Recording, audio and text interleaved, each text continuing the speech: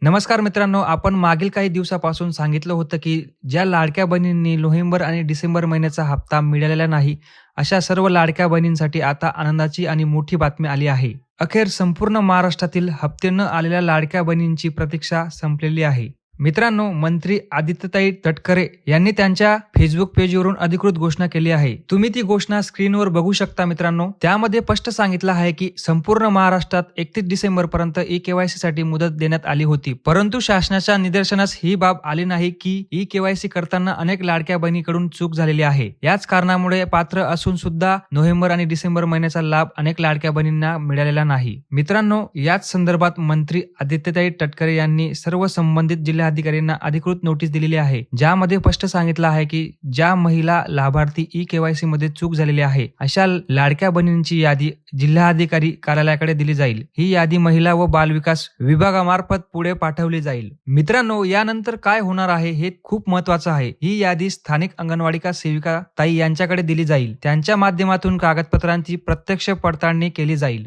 ज्या लाडक्या बहिणी या पडताळणीत पात्र ठरतील, त्याच लाडक्या बहिणींना मुख्यमंत्री माझी लाडकी बहीण योजनेचा लाभ हा दिला जाईल. मित्रांनो, लगेच उद्यापासून अंगणवाडी सेविका ताईंकडे जाऊ नका. त्यांच्याकडे यादी येण्यासाठी साधारणपणे आठवडा तरी त्यांना लागू शकतो. यादी आल्यानंतर अंगणवाडी सेविका ताई कागदपत्र पडताळणीसाठी प्रक्रिया सुरू करतील. या कागदपत्र पडताळणीमध्ये जे लाभार्थी पात्र ठरतील त्यांना नोव्हेंबर महिन्याचा आणि डिसेंबर महिन्याचा आणि पुढील जानेवारी महिन्याचा हप्ता हे सर्व हप्ते एकत्रितपणे दिले जातील. लाडक्या बहिणींनो, एक गोष्ट लक्षात ठेवा, ई-केवायसी साठी आता मुदतवाढ मिळणार नाही. फक्त अंगणवाडी सेविकेमार्फत कागदपत्र पडताळणी केली जाणार आहे. मित्रांनो, ही बातमी अत्यंत महत्वाची आणि आनंदाची आहे. ज्या लाडक्या बहिणींना नोव्हेंबर डिसेंबर महिन्याचा हप्ता मिळाला नव्हता त्यांच्यासाठी ही मोठी दिलासादायक अपडेट आहे. ही माहिती संपूर्ण महाराष्ट्रातील सर्व लाडक्या बहिणींपर्यंत नक्की शेअर करा आणि अशाच लाडक्या बहिणीच्या अपडेटसाठी आपल्या चॅनलला तुम्ही सबस्क्राईब करा, लाईक करा. धन्यवाद.